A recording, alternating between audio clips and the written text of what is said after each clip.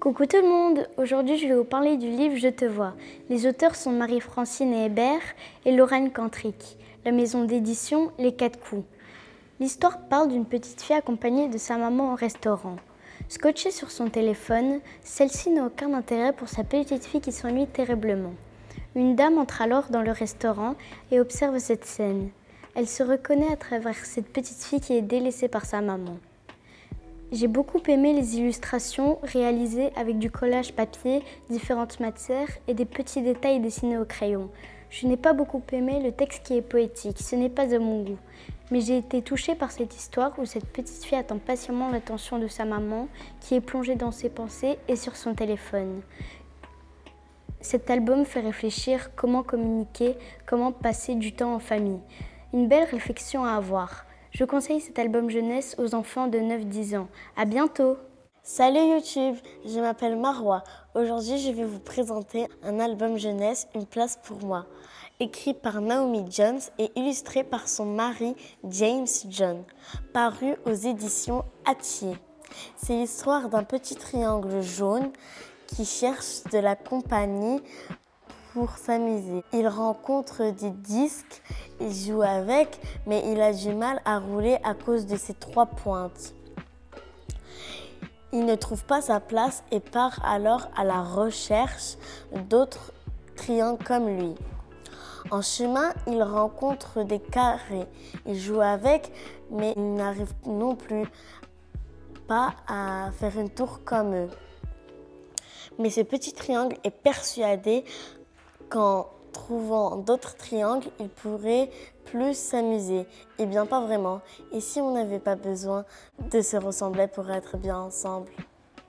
J'ai bien aimé ce livre qui donne un message positif sur l'amitié, la tolérance et la différence. Les illustrations sont simples et les couleurs sont vives et dynamiques. Par contre, j'ai trouvé l'histoire un peu simple et courte pour moi. C'est pour ça que je la conseille aux enfants de 3 à 6 ans. Les plus petits pourront ainsi découvrir les formes géométriques, mais aussi se faire des amis différents. À plus YouTube! Salut les beautés, voici le livre que j'ai emprunté à la bibliothèque de Monceau, de la beauté. L'auteur Annie Bacon, l'illustratrice Louise Laurent, connue sous le nom de La ville et les nuages. La maison d'édition Les 400 coups, la collection Carré Blanc. Découvrez vite l'histoire de cette jeune fille qui pense qu'elle n'est pas belle et qui doute d'elle en regardant dans des magazines de mode et qui demande à sa maman et ses amis s'ils la trouvent jolie. Dans cet album, tout part d'une question, est-ce que je suis belle? D'ailleurs, beaucoup de filles se le demandent. Et à cette question, il peut y avoir toutes les réponses possibles. Oui, non, peut-être ou je ne sais pas. Alors pourquoi s'en préoccuper autant et si la réponse était ailleurs? J'ai trouvé que c'était un bel album qui fait réfléchir sur ce que c'est la beauté. Dans notre monde actuel, paraît, beaucoup de filles peuvent poser des questions sur leur physique, sur leur beauté physique, sur leur apparence. Surtout d'être influencé par les publicités, les réseaux sociaux, les influenceuses. Se sentir bien dans sa peau et avoir confiance en soi le plus important. J'ai bien aimé les illustrations qui remplissent de 2 pages. Elles sont jolies, colorées et très expressives. Elles dégagent une énergie positive. Le texte est écrit bien grand et agréable à lire, mais un peu très court à mon goût. De la beauté, c'est un album à la fois juste, doux et bienveillant. Je le recommande pour les enfants à partir de 9 ans. C'est une pépite à offrir. Bonjour tout le monde, aujourd'hui je vais vous présenter un livre qui s'intitule La journée sans écran. L'auteur est Emmanuel Le Petit et l'illustratrice est Anna Duna. Ce livre est édité de la maison d'édition Fleurus. C'est l'histoire d'une famille composée des parents et de leurs jumeaux Violette et Gustave. Ils estiment que leurs parents sont trop souvent sur les écrans. Un jour, ils décident de dire stop à leurs parents. Ça suffit. Ils les mettent au défi de ne pas allumer leur écran pendant une journée entière. Une journée sans écran. Vont-ils tenir le coup? Est-ce que la journée sera mieux pour les enfants? Je ne vous en dis pas plus et vous laisse découvrir ce charmant album jeunesse. J'ai trouvé cet album amusant et très actuel. Pour une fois, les rôles sont inversés. Ce sont les parents qui sont les plus accros aux écrans et les enfants qui vont chercher à les occuper de manière beaucoup plus intelligente et amusante. J'ai bien aimé l'histoire car elle est facile à comprendre, les mots de vocabulaire sont simples, les illustrations sont douces, à la fois très colorées et dynamiques. Habituellement, je lis des romans. J'ai trouvé cette histoire un peu trop courte à mon goût. Je conseille tout de même cet album jeunesse à des enfants d'environ 6 à 9 ans qui trouvent que leurs parents sont trop souvent sur les écrans. Une belle leçon de vie sur notre quotidien pollué par les écrans de nos téléphones, ordinateurs, télévisions et autres. À bientôt. Salut tout le monde, aujourd'hui je vais vous présenter cet album jeunesse, Petite Pivoine, écrit et illustré par Marie Fusain, aux éditions Alice Jeunesse. Amandine est une petite fille très timide, si timide qu'elle rougit tout le temps. Elle devient rouge comme une pivoine. À l'école, tous ses camarades de classe se moquent d'elle, sauf un garçon qui s'appelle Louis Armand, car le rouge est sa couleur préférée. En fait, il trouve Amandine très jolie quand elle rougit. Je ne vous en dis pas plus et vous laisse découvrir cette histoire très tendre. Cet album parle de la timidité. C'est un thème qui me touche beaucoup car je suis quelqu'un de timide. Dans ce livre, on rencontre toutes les difficultés qu'Amandine rencontre. Par exemple, être devant la classe, mal à l'aise ou qu'elle rougit. On parle aussi d'amitié et d'amour car Louise Armand a beaucoup d'affection pour Amandine. Et grâce à lui, elle devient de moins en moins timide. Elle a plus confiance en elle. J'ai beaucoup aimé les illustrations qui sont très douces dans des teintes pastel. Je recommande ce livre à des enfants qui sont très timides comme Amandine. Ils pourront peut-être s'identifier au personnage principal comme Amandine qui est très attachante. À bientôt les amis. Salut my friends, aujourd'hui je vais vous présenter ce livre Les Points sur les îles. L'auteur est Élise Fontenay, illustratrice et Violetta Lopez, publié aux éditions Rouergue. Les Points sur les îles est une merveilleuse histoire entre un grand-père et son petit-fils. Lui, le grand-père, est arrivé en France à l'âge de 11 ans en fuyant l'Espagne en guerre. Il ne sait pas lire et écrire, pourtant son petit-fils l'admire beaucoup. Ce grand-père a un don, il a la main verte. Dans son magnifique jardin, tout pousse comme par miracle. Il dessine à merveille et parle aux oiseaux. Tout est un super cuisinier, toujours de bonne humeur. Il joue de la guitare et chante. C'est un album court mais plein de tendresse et d'amour et de poésie. Les illustrations, elles sont très originales, elles sont colorées et très belles. Je vous montre un peu. L'histoire est bien écrite, facile à comprendre. J'ai bien aimé l'amour entre lui, le grand-père, et son petit-fils. C'est un immense coup de cœur. Je vous conseille de lire ce livre. Merci de m'avoir écouté. Bye. Hey les amis, je m'appelle Soukaina et je vais vous présenter cet album jeunesse, La Liste, écrit par Mylène Vignaud et illustré par Maud Rogier. La maison d'édition est Alice Jeunesse. C'est l'histoire d'une petite fille qui s'appelle Mia. Elle est très attachée à son grand-père qui a une imagination débordante. Un jour, il lui donne une liste de choses qu'elle devra réaliser avant qu'elle ne soit trop grande. Mais que contient cette liste ? Elle reprend toutes les bêtises de son papy adoré. Mia décide qu'elle les fera elle aussi et qu'elle en ajoutera plein d'autres. Puis, en grandissant, Mia devient adolescente et ose de moins en moins en faire. Puis, les années passent, Mia est adulte et devient maman. Êtes-vous prêt à découvrir et à vivre une grande aventure ? Je vous souhaite une belle découverte avec cet album. J'ai tout de suite été attirée par la couverture de cette histoire qui m'a fait craquer. Toute une série de bêtises sont joliment écrites avec une police d'écriture rigolote et tout en rondeur. Ce n'est pas la même police d'écriture utilisée que pour raconter l'histoire. Je trouve que les illustrations sont très belles, les couleurs sont douces, certaines pages me font penser à un album photo de famille. Bref, cet album jeunesse est un véritable coup de cœur. Bonne lecture les amis et à bientôt.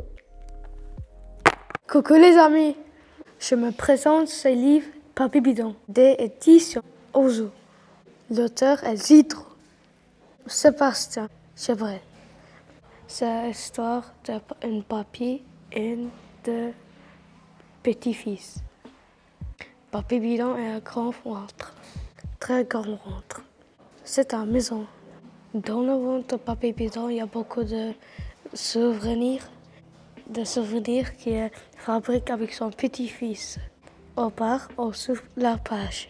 Le petit garçon raconte son moment avec son papy. C'est un récit plein de rudesse et de complicité. Je adorais ce livre. Leur histoire, c'était trop chouette. Papy Bidon est un grand-père gentil qui fait sourire. On raconte de beaux moments partagés entre deux générations différentes. Le dessin, c'est trop beau. C'est un album très touchant et attristant. Je me le conseille. Salut les spectateurs, je vais vous faire une petite présentation de mon livre.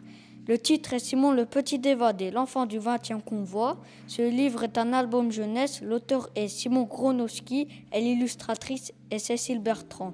La collection est jeunesse.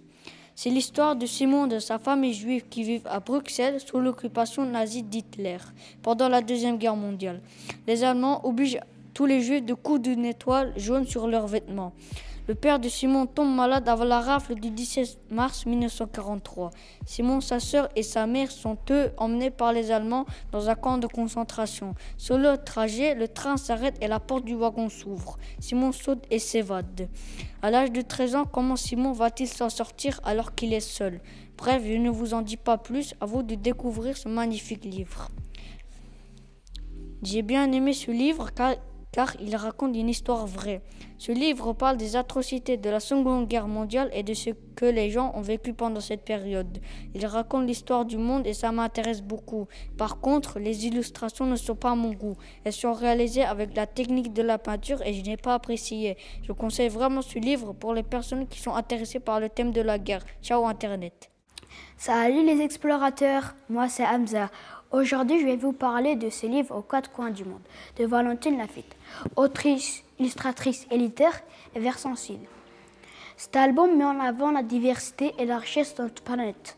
Dans ce livre, 4 animaux décrivent leur habitat et racontent comment leur environnement a changé à cause de la pollution. On comprend mieux les dégâts du réchauffement climatique. Ce livre permet aussi d'apprendre plus d'informations sur l'ours, l'abeille, la tortue et l'orang-outan. Et il permet de voyager à travers le monde, de la banquise à la prairie de fleurs, de la grande barrière de corail à la forêt tropicale. Dans cet album, j'ai beaucoup aimé les dessins réalisés par découpage et collage. On n'en voit pas souvent et c'est très beau. Les couleurs superposées dans les illustrations sont vivantes. Je vais vous montrer une page, vous allez mieux comprendre. Ce livre est facile à lire et à comprendre. Les phrases sont courtes et permettent une lecture agréable et fluide.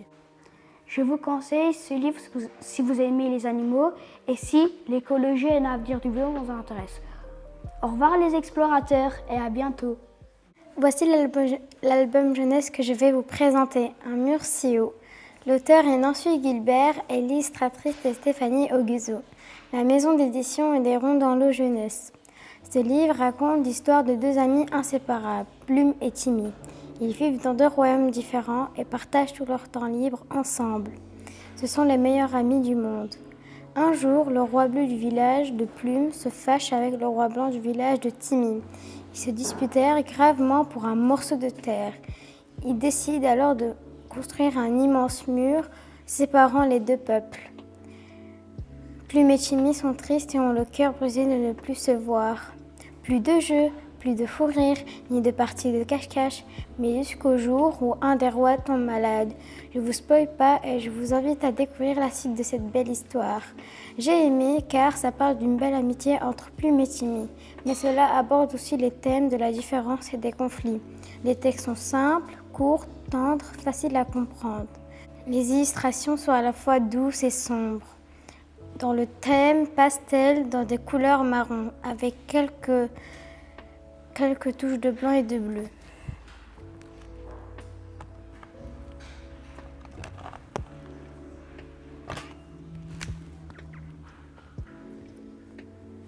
Je vous recommande vivement ce livre. Au revoir tout le monde.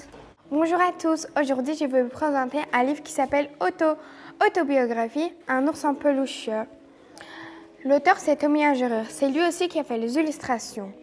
La maison d'édition c'est l'école de loisirs. Si vous voulez le retrouver, j'ai loué ce livre à la bibliothèque de Mont-sur-Sambre. Otto est un petit ours très mignon fabriqué en Allemagne.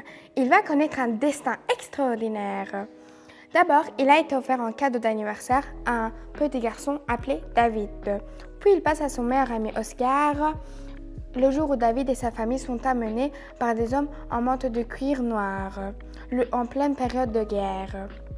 Otto, qui est le narrateur, explique ses aventures et ses jeux avec David Oscar.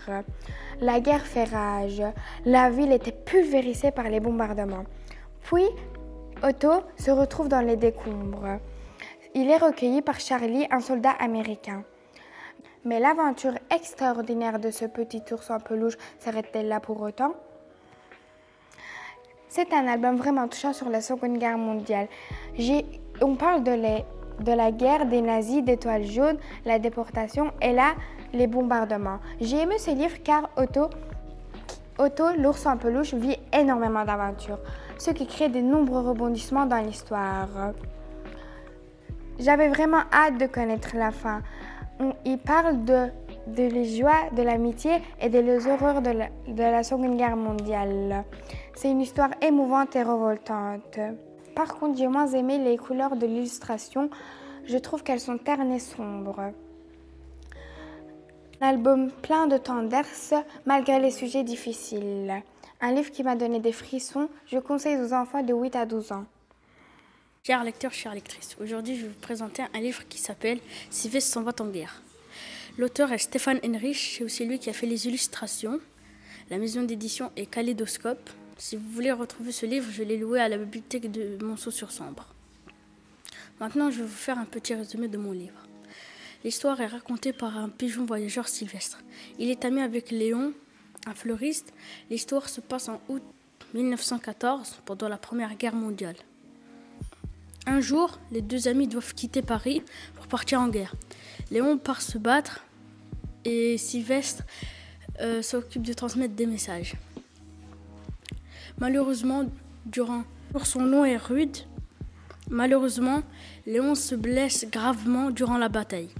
Comment Sylvestre, un simple pigeon voyageur, va-t-il pouvoir l'aider? Ce livre m'a plu parce que la première de couverture et les personnages ont été bien illustrés. Les dessins ont été réalisés à la main. On peut encore apercevoir certains coups de crayon. J'ai trouvé les personnages attachants.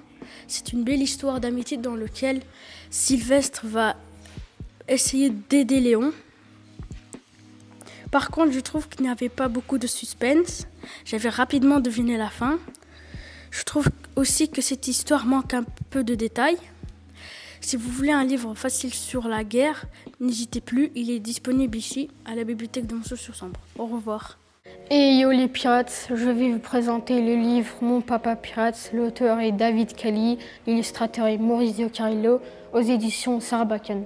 Ça raconte l'histoire d'un enfant qui a un papa pirate. Son papa ne revient qu'une fois par an chez eux en Italie pendant l'été pour son anniversaire. Quand son papa est à la maison, il lui offre des beaux cadeaux. Pour ses 7 ans, il a eu un superbe drapeau de pirate. Son papa lui raconte sa vie de pirate, ses navires appelés l'Espoir. Il explique aussi ses aventures, des combats, des trésors, des navires attaqués.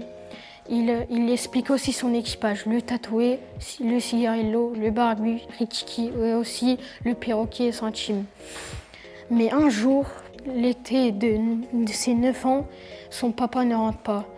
Et lui et sa maman vont à sa recherche jusqu'en Belgique pour le retrouver. Ils sont très inquiets. Ils vont faire un long voyage pour le retrouver. Le petit garçon pensait prendre le bateau, mais ils ont voyagé en train. Mais où était donc son papa? Je ne vous en dis pas plus et vous laisse découvrir qu'est-ce qui s'est passé ensuite.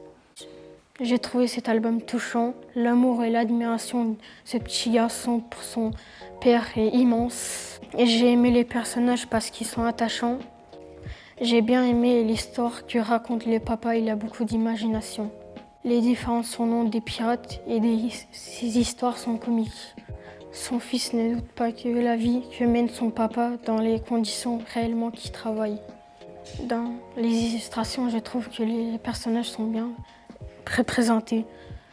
Dans les couleurs sont très belles et des crayons et des coups de crayon assurés. J'ai bien aimé l'intrigue et j'avais envie de découvrir la suite. Je vous le conseille vivement. Ciao les pirates. Coucou les amis, je vais vous présenter mon livre Sacha loin de son pays. L'auteur est Parvin Armigasekami. Vous avez compris quoi? L'illustrateur est Frédéric Thom. Et la maison de l'édition est Erasme. Ce livre raconte l'histoire de Sacha. Il vit avec ses parents dans une jolie maison, avec un magnifique jardin, dans un pays lointain. Ils sont très heureux ensemble. Sacha se sent bien.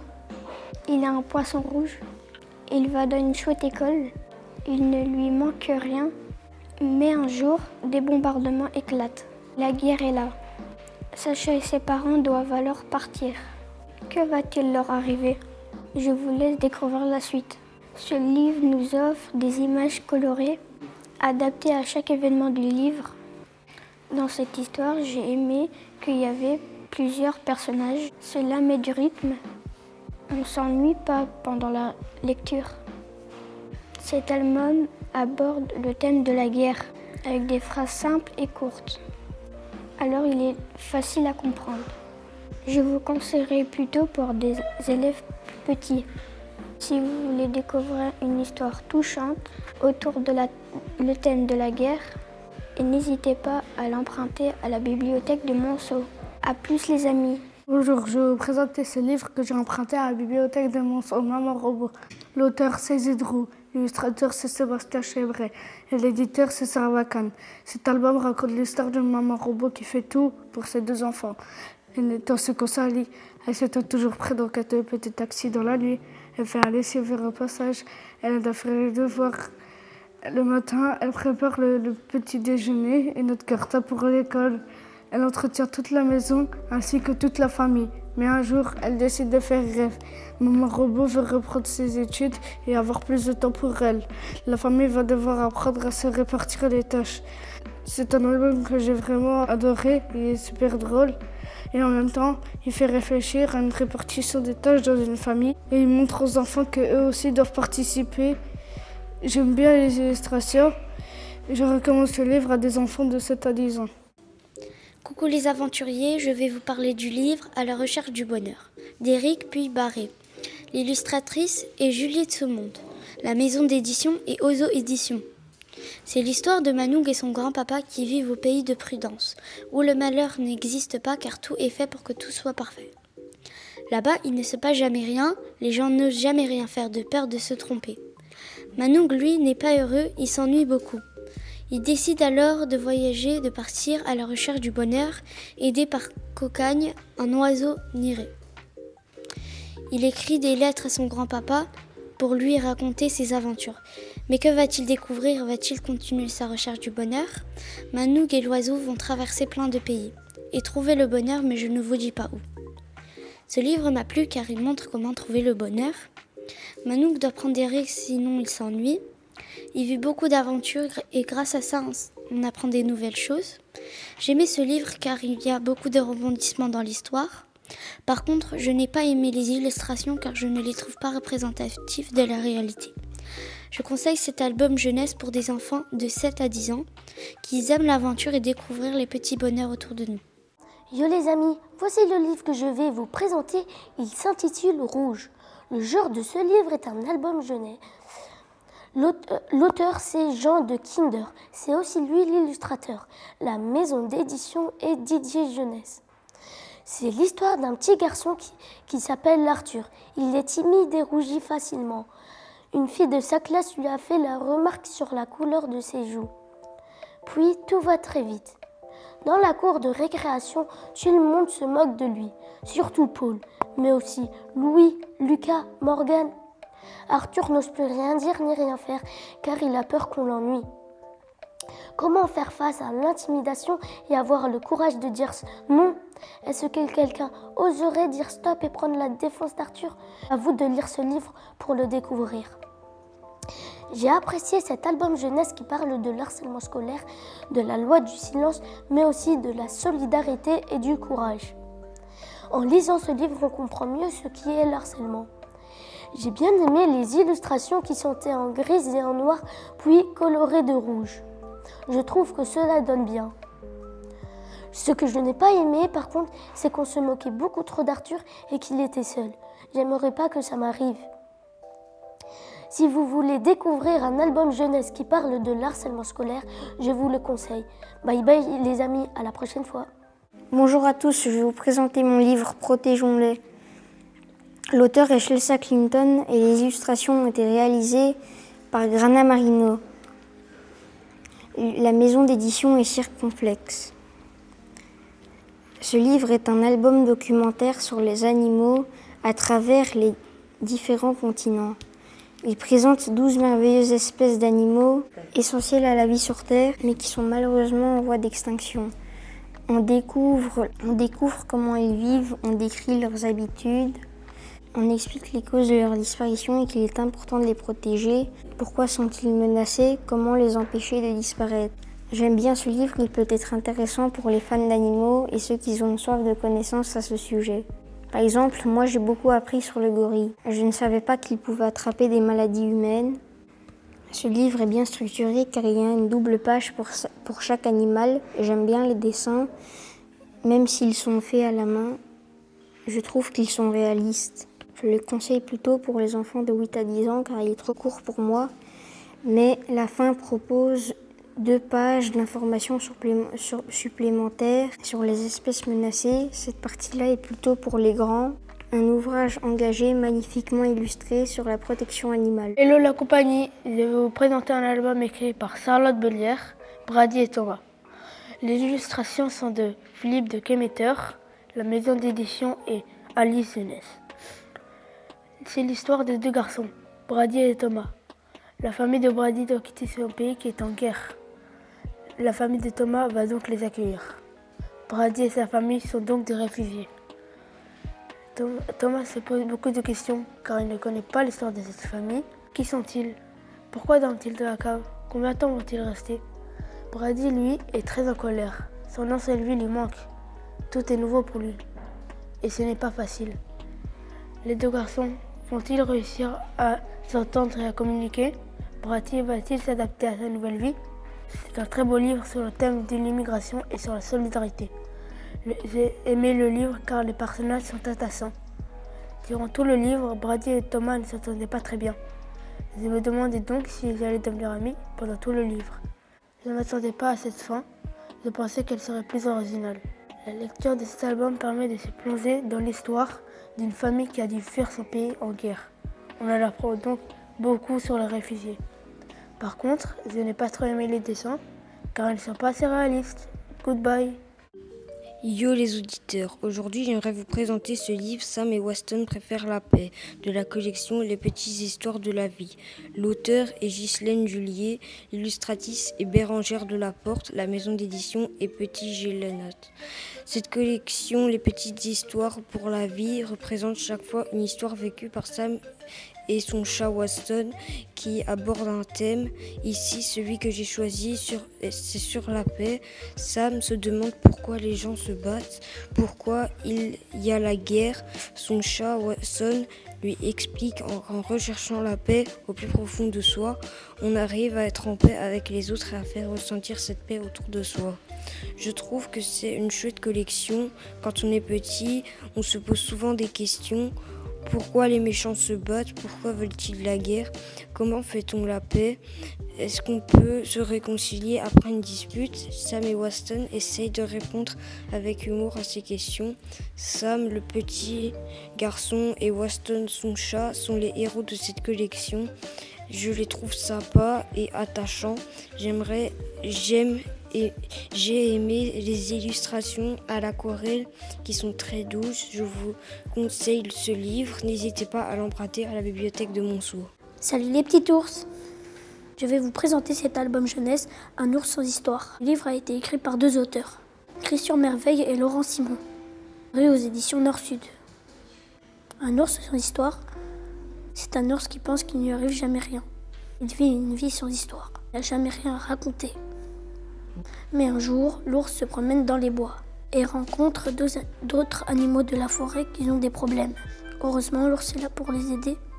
Mais quelle aventure pour cet ours qui ne lui arrive d'habitude jamais rien. Je vous en dis pas plus, à vous de découvrir cette jolie histoire.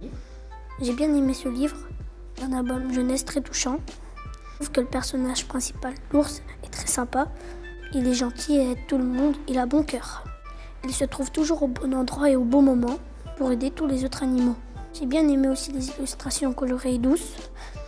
On voit des couleurs flashantes. Je conseille ce livre à des enfants à partir de 4 ans, car l'histoire est facile à comprendre. Au revoir les petits ours.